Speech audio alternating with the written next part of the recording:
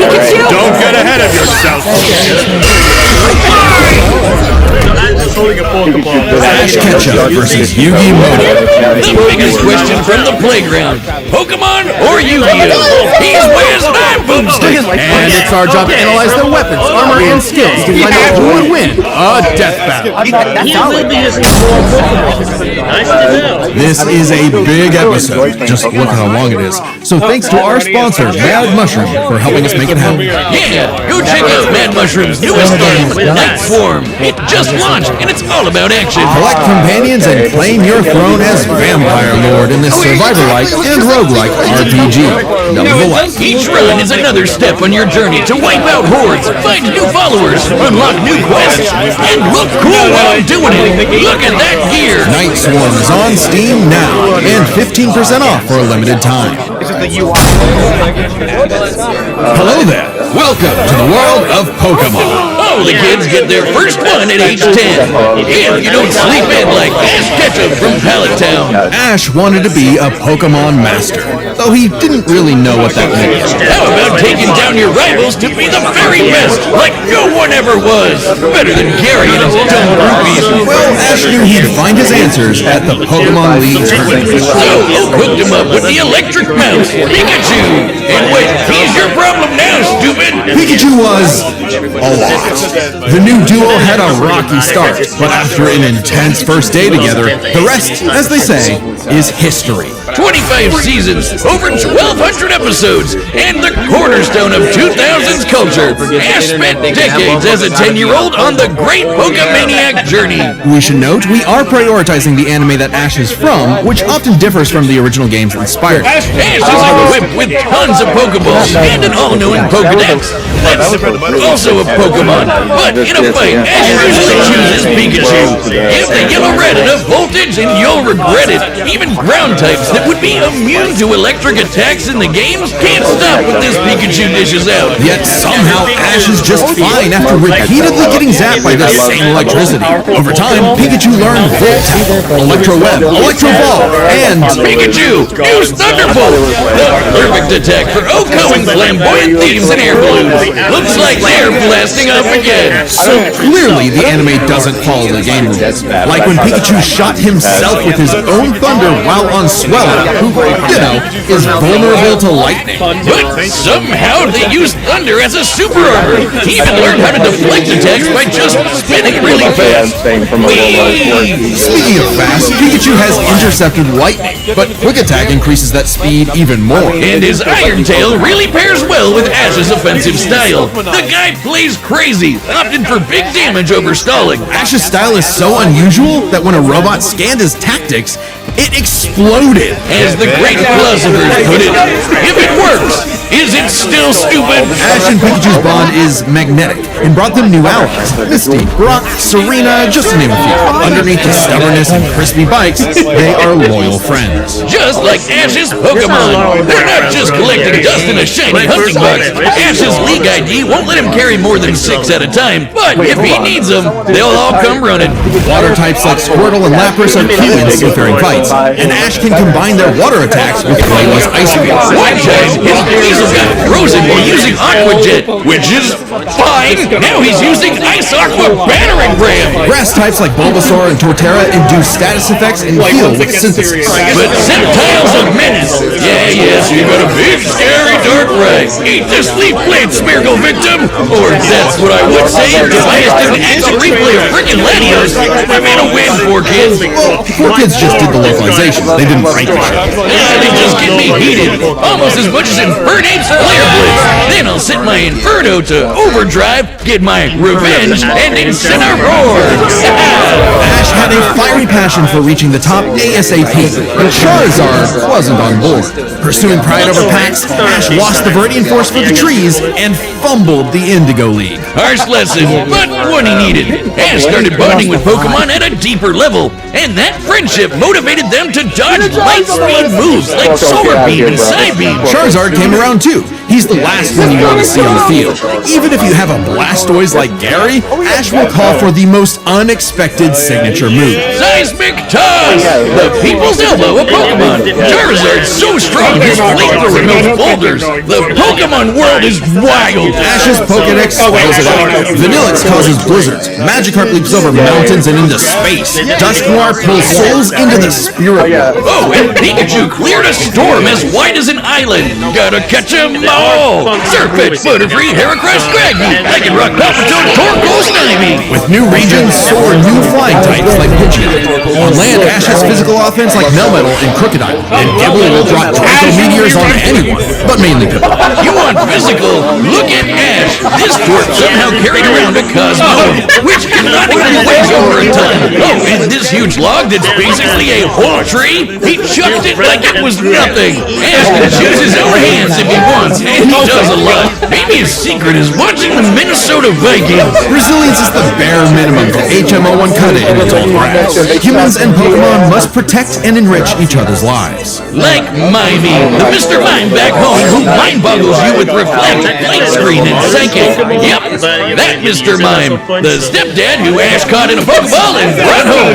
Oh, so that's how it works. Ash figured out new ways to bond with his pals with Aura. It's a life force that interacts with souls and links Ash with Lucario. This Jackal excels at CQC and shoots steel beams and aura spheres. And with Mega Evolution, Lucario's power surges enough to defeat champion Cynthia's Garchomp. A Mega would have been handy at the Safari Zoo when Ash accidentally caught 30 Tauros. And he keeps hugging them.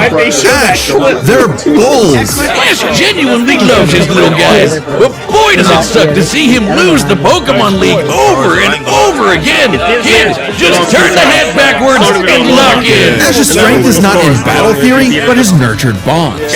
He knows Pokemon feelings better than anyone. With Greninja, Ash learned to synchronize their senses and movements, transforming him into Ash Greninja. It comes with a huge power increase, but there's a catch. Ash shares Greninja's pain. A small price to pay for the ultimate water shuriken. Ash Greninja ran the ones with Champion Diantha's Mega Gardevoir. And just a normal Gardevoir can conjure black holes. Ash's Pokemon and teamwork get along like rice balls and jelly-filled donuts. They saved the world from Lysander, who tried to kill all life. They fought the giants, the Reggie kind, not the New York ones, who halted Reggie Gigas, who could tow entire regions. Ash's team battled Steven Stone and Alon, who fought the terraforming primal forms of Groudon and Kyogre. Don't get me started on Alon. Ash did everything right, but no, Greninja still lost to his Charizard after only getting hit 3 times. How does Blastburn beat Water Shuriken? Get your type charts right, poor kids. Broomstick 4 kids weren't even around anymore when this aired. Regardless, after his loss at Kalos, Ash traveled to Alola and beyond to train. And thanks to some really delicious soup, his new Gengar, Gigantamax. Hide you, Gengar! He haunts foes with G-Max Terror, or even swallows them up. I bet it smells nasty in there. Ash and Pikachu also scored a buff with their Z move. All they need is a Power Ring, some JoJo poses, and Thunderbolt will evolve into 10 million volt Thunderbolt! This Rainbow Lightning is their ace. You see this coming? You're cooked. Absorb electricity? Cooked. Fused with an Ultra Beast? Cooked. Ash journeyed so much that monsters from another dimension are nothing to him. Naganadel is a poisonous sniper, and Solgaleo is basically the sun god, a legendary Pokemon whose Sunsteel Strike lights up the universe. Ash got a god in his bag for just being a nice dude. Smell you later, Gary. In fact, when Ash and friends band together, they can halt Dialga's Roar of Time. And Dialga literally controls the concept of time. Is there a legendary Pokemon he hasn't befriended? But it all started with Pikachu, so it was gonna end with Pikachu. In the Tournament of Champions, and Alon, Ash faced the #1 trainer. Finally, after 3,000 years, we're free! 4 kids, let my boy win! Yes! Sure. Ash did his best, and he had no regrets. Now free to hand over his torch to new bright-eyed trainers. Ash realized that, to him, a Pokemon Master was someone who was friends with every Pokemon. So he and Pikachu threw a stick in the air and walked the way it landed, because in the world of Pokemon, the journey continues. You know how many times I heard that before? And I thought they did that for dialogue. Many a theorist have tried to solve the mystery of ancient Egypt. What was the secret to such a glorious civilization? Time travel? The divine hand? Aliens? Nah, they were gamers. Egyptians played games with sorcery. These magical ceremonies punished dark hearts with swift death. The Shadow Game. No, Wiz, they were banished to the Shadow Realm. Sadly, the way of the Shadow Games was lost across time and the pieces of the Millennium Puzzle. It's said the one who solves the puzzle would pass judgment on evil, and in the modern day, Yugi Muto reassembled it and wished for a friend. Yu-Gi-Oh! Turn that jam up! Yugi was a shy kid that helped run his grandpa's game shop. But little did he know that completing the puzzle would link his spirit to an ancient pharaoh. Yami, always willing to lend Yugi a hand, and always on demon time while doing so.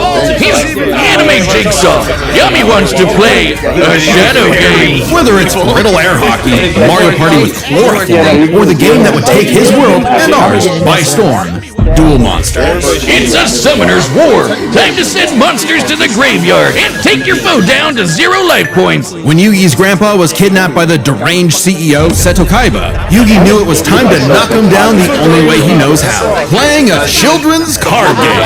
And for his L, Kaiba was given a penalty game. Lose or cheat against Yami at your own peril. With the puzzle, Yami can punish you in some seriously messed up ways.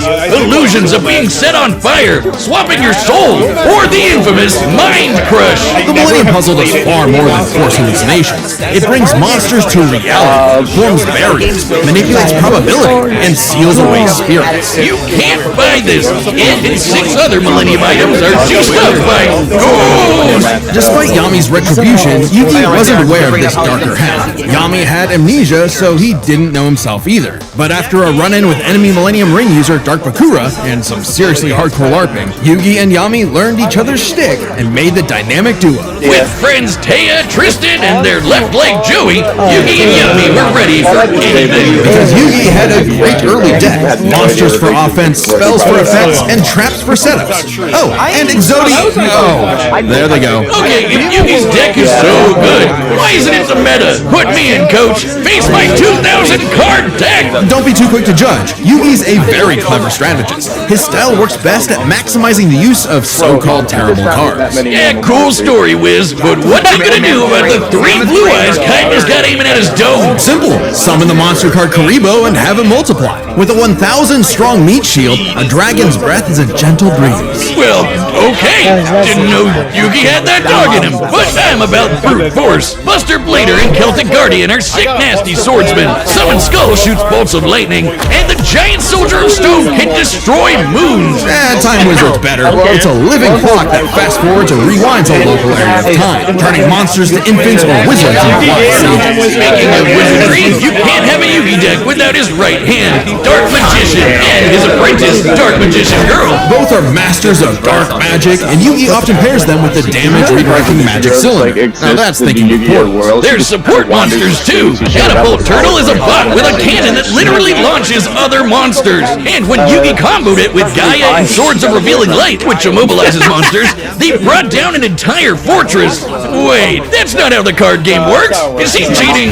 Well, we're prioritizing the manga and anime over anything else, which can differ from the real-world card game. Yugi also has tons of spell cards. Monster Reborn resurrects a fallen friend. Turn Jump is a time skip. And Pot of Greed lets Yugi draw 2 more cards, like Pot of Greed, which lets him draw 2 more cards, like... If things get dicey, he has more trap cards to level the field, like Dimension Sphinx, which reflects damage directly back at the opponent's life points. And if his monsters and life points get wiped, he can just press Ctrl-Z with Mirage Ruler to get them all back. Pair these cards with Yugi and Yami's teamwork, and nothing could stand in their way. Not even the game's own creator, Pegasus. Get this, Pegasus can read minds, so in their duel, Yugi and Yami kept swapping souls Freaky Friday style, trusting each other to pick up on the strategies they left behind. And the mind reader was stumped. Yeah, they cheated. No, Pegasus was reading their minds. Regardless, Yugi and Yami are an excellent dueling pair. Yami trusts Yugi Yugi to improve on his plans, while Yugi expects Yami to be his older half. They're not just smart. These card-slinging geeks are somehow expected to be fit enough to dodge lasers, resist getting their souls ripped out, and survive attacks from duel monsters. Even the most common duel monster can cause tsunamis, rain down meteors, and wreck cities. And all of this power culminated in Battle City, hosted by Kaiba Corp. Because Kaiba really wanted that salty runback against his rival. Salt only surpassed by Yami's biggest hater, Merrick, who wanted the 3 Egyptian god cards to take him out. These cards were Slifer, the Electric Dragon, Ra, the God Phoenix, and Obelisk, who strikes with the power of infinity. This was a different ball game altogether, but Yugi was starting to stand on his own 2 feet. So Yami and Yugi kept dueling on in a battle city that never wants to end, or stop bullying Joey. But to claim the Egyptian gods, Yugi and Yami had to face them in duels, pulling off some ridiculously high IQ plays. When battling Slifer, they used a handful of weak cards to create an infinite combo of attacks that went past the god's limits. And later, Yugi combined Dark Magician and Dark Magician Girl's magic into Black Burning Magic, promptly defeating Ra. This ain't new for the magicians. In the movie Bonds Beyond Time, they did something similar against Paradox. It's kinda crazy that together, the magicians can defeat the 10-star gods, which are way stronger than mid-tier monsters that are 5 to 9 stars. Mid-tier cards aren't pushovers. Darkhold Dragon is a sentient black hole, planet alignment moves solar systems, and Jaden's Glow Neos destroyed a relativity field that spawned an entire universe. But at the top would be the great evil god Zork, who showed up to plunge existence into the realm of darkness. It was time for Yugi to finish the puzzle of who Yami really is. If the monsters weren't real before, they sure were now. Everyone has soul energy, Ba, which manifests as Ka, or a spirit.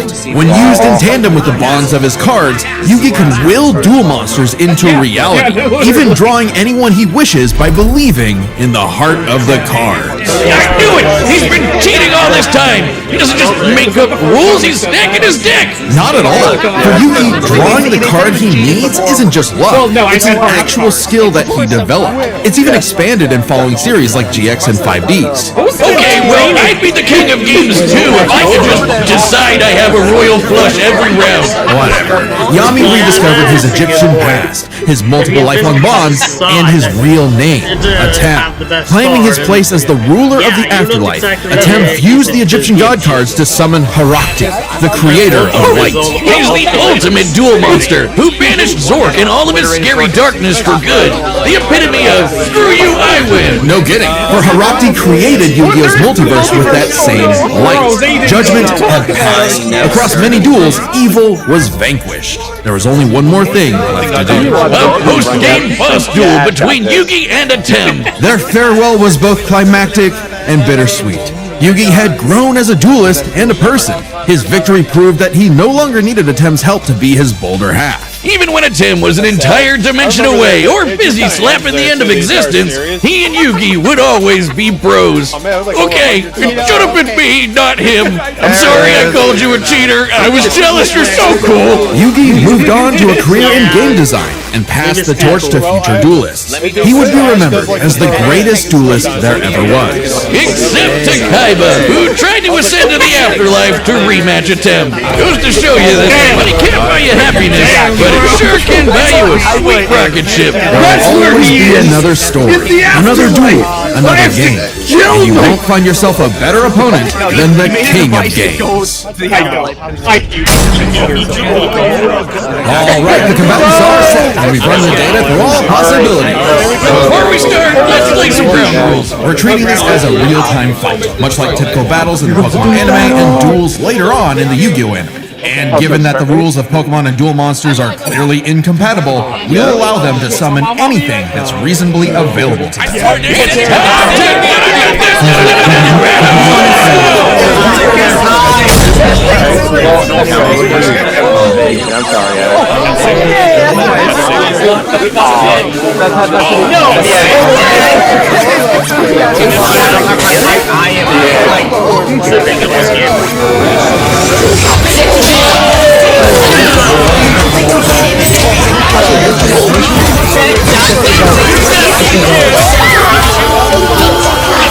Hey, Pikachu!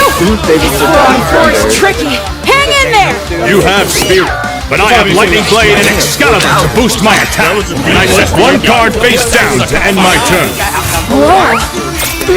Okay, guys, it's our turn now. Pikachu, first up with quick attack. Everyone else, back him up.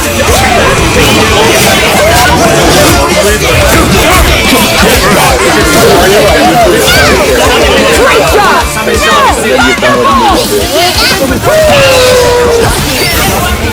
Don't get ahead of yourself. You forgot about my face down card.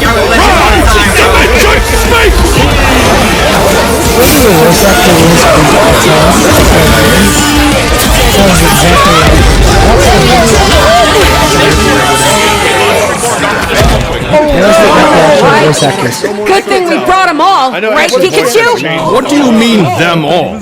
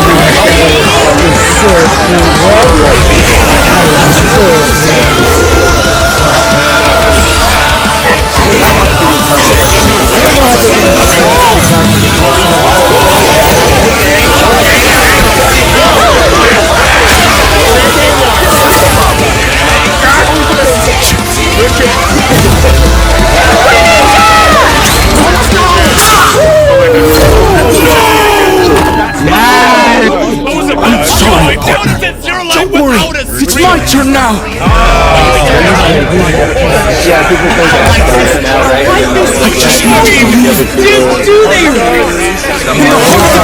Watching this and thinking, oh yeah,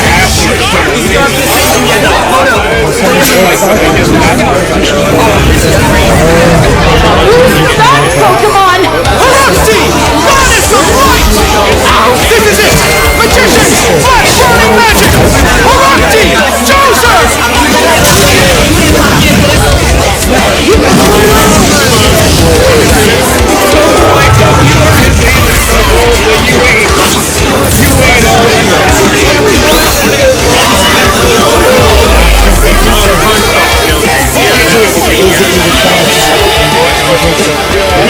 Pikachu, let's finish this. Together!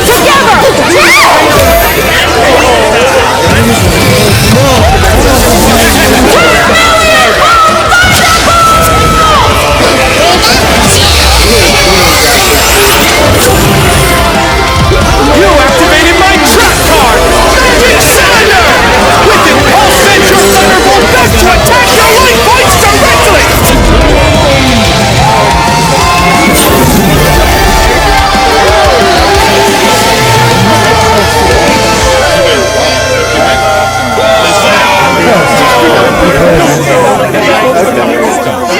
That was an awesome duel, Ash. Good job,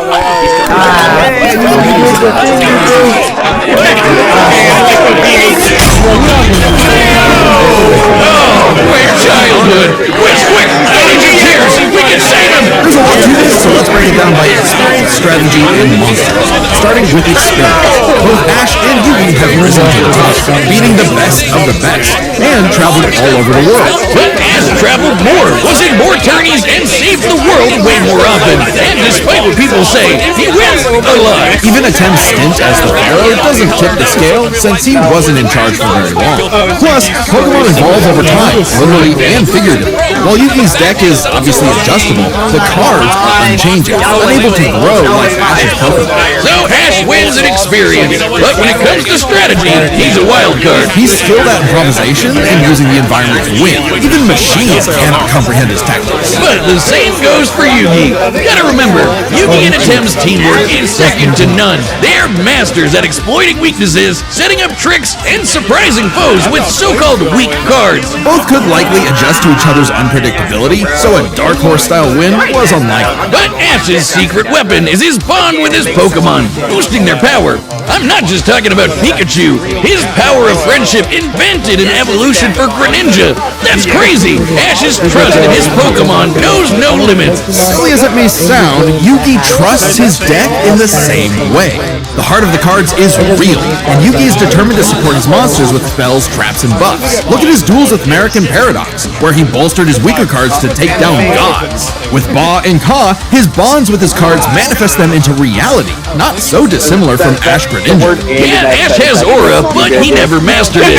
And specialties like Mega Evolution and Gigantamax, while awesome, only work with specific Pokemon. And since Ash focuses on offense far more than support, Yugi could control the pace of the fight with cards like Swords of Revealing Light and Magic Cylinder. But I know some of you are asking, what if Ash threw hands? The kid's strong enough to chuck trees and lift baby gods. Just punch him, man. Well, Yugi's similarly tough, and the Millennium Puzzle can make shields, steal ghosts, cast illusions, and mess with minds. If Ash actually tried to punch him, it'd be Mewtwo all over again. It's a close call, but Yugi takes the edge in strategy. So it all comes down to the monsters. Yugi had a slightly larger pool of monsters, but Ash's can clear out island-wide storms, fight terraforming beasts, and are stronger than the black hole summoning Gardevoir. However, Yugi's can rain down meteors, compete with larger black holes, and even the mid-tier scale to Glow Dios, destroying that relativity field with a universe. And Herakti created Yu-Gi-Oh's whole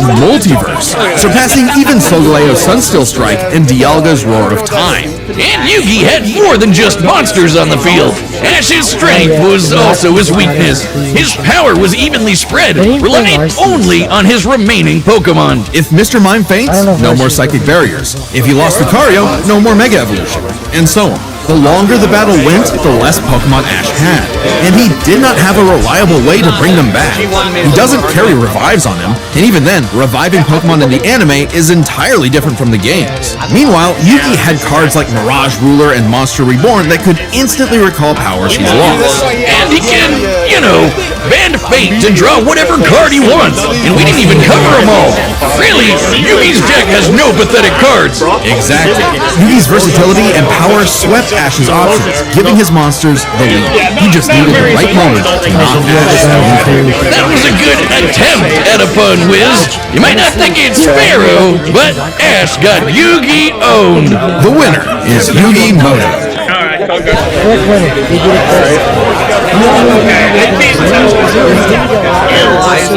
Death Battle will be back in 2026. But right now, you can check out our brand new channel. It's called Nightly Brew, and we're playing Dungeons & Dragons, One on the Clock Tower, and other games that'll probably blow up in our face. So, check it out right now, and make sure to subscribe. Thanks.